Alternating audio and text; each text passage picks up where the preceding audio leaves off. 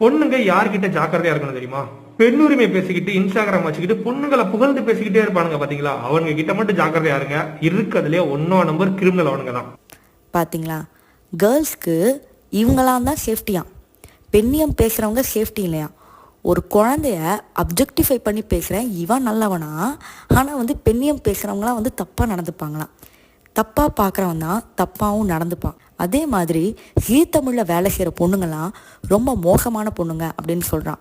அதுக்கு உங்ககிட்ட என்ன எவிடன்ஸ் இருக்குது? நான் ஜீ தமிழில் வேலை செய்யலை, இருந்தாலும் கேட்குறேன், எல்லா பொண்ணுங்களோட வீட்டில் நீ போய் உக்காந்துக்கிட்டு வந்தியா? இல்லை ஜீ தமிழில் உன் அக்கா உன் அம்மா வேலை செய்கிறாங்களா? எப்படி இந்த மாதிரிலாம் வீடியோ போட்டுட்ருக்கான் அப்படிங்கிறதே வந்து தெரியல.